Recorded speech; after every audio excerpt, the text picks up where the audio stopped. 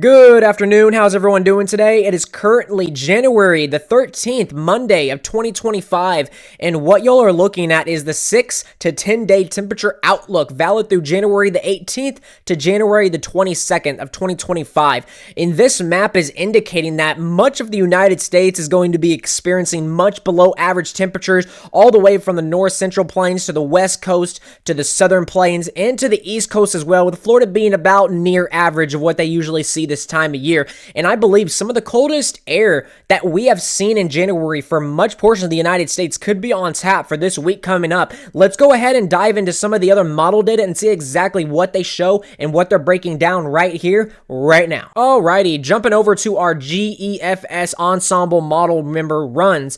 And what this is going to show us is our 850 millibar temperature anomaly. So it kind of shows us if we're going to see below average temperatures or above average temperatures. Not really taking a look at specific areas on how cold or warm it's going to get because it's still too far out to nail down any specifics. But this is going to kind of show us a broad image of what we could be expecting and if there's any signals hinting at, this big potential Arctic blast and if it's still trending. And instead of just looking at one model or one member, this compiles it all into one graphical data chart that we can visually see here on this one model run. So instead of looking at the GFS or the Euro by itself and trying to compare different models, this shows us all in one and what the most likely outcome is likely to be.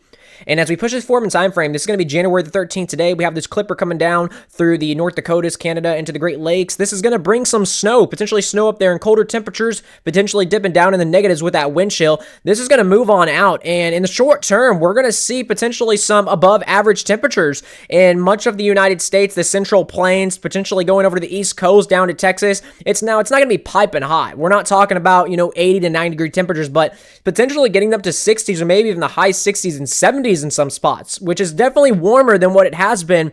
And this is going to kind of propagate towards the East Coast. And then finally around the 18th, you'll notice, take a look right up here in the northern plains, going up to the Dakotas areas and coming out of Canada. All this Arctic air is going to just unleash and plunge down to the lower 48, beginning around the 18th time frame, which is why we have that graphical temperature outlook of much well below average temperatures outlined by the SPC and the National Weather Service. And we continue to take this form in time, and it just grows. I mean, this right here, folks, this is definitely cold air. This would be some of the coldest air that we have seen in the month of January in quite some time for a lot of people.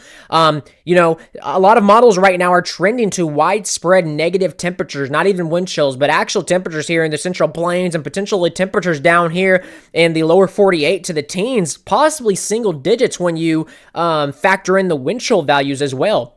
And this is around January the 20th. We keep pushing this form and time frame. This continues to propagate towards the East Coast, going through Illinois, Indiana, Kentucky, going to get on it. January the 21st, we continue to push this all the way into the Carolinas by the 22nd to the 23rd, and we can go all the way to the end of month of January pretty much. This is going to go all the way out to January 29th, and we can see still below average temperatures for much of the U.S. We've got a little warm kind of propagating over here on the East Coast and a little bit on the West Coast, but things are going to stay quite below average for quite some time, at least through the rest of the month of January. So have those coats, have those plans in place, especially protect your pipes, plants, and etc. And I do think the opportunity for more snowstorms in the south is still possible as we get this low-level jet that's streaming in, bringing in moisture from the Pacific and pulling in moisture from the Gulf of Mexico as this Arctic air is crashing down. Obviously, it's still too far down to nail down any specifics, but I think it's definitely a possibility moving into the 18th to the 22nd time frame. Now, as far as our heavy snow risk goes, this is going to be our risk for heavy snow valid through January the 18th to the 24th. Mind you, this is still an experimented model. We've used this to kind of help us predict and forecast our last snowstorm that we just had, which did a pretty decent job, actually. It was almost spot on. There were some areas, yes, it was a little bit off, but this kind of gives us a broad idea. And these locations in totals are going to change, right? That's why we're not getting too specific. But as of right now, the risk for heavy snow between January the 18th and the 24th, the best risk is going to lie pretty much all the way from the Central Plains almost to the West Coast, really, getting into New Mexico, Arizona, parts of Colorado, Texas, Kansas, Oklahoma, all the way up to the northeastern coast. And like I said, this might shift a little bit further south. It might extend and propagate back up to the north a little bit. We'll have to see, because there's going to be a lot of adjustments made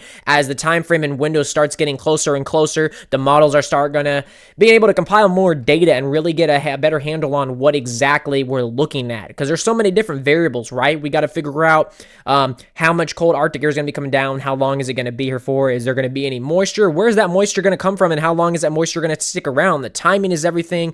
If it happens during the daytime, the nighttime. So there's still a lot of stuff to figure out and still a lot of variables. So definitely hang on in there, hang tight. I promise you, we're going to bring you the latest and greatest information as much as we possibly can on this channel. If you like the video, don't forget to smash that like button, smash the subscribe button as well, and turn on bell notifications so you get notified when every time I drop a video, being storm chasing, weather forecasting, anything like that. We're here for y'all. I love y'all. I appreciate the support. We're closing in on 1,000 subscribers. We're already at 713. It's been amazing. I appreciate it, guys. I love y'all so much. Thank you for the support. That means absolute word to me. And if there's anything that we can ever, get better on, or introduce into the channel, or anything that could use a little bit of more polishing per se, definitely let us know in the comment section below. Don't be scared. Drop those comments. I love y'all, and I'll see you on the next video.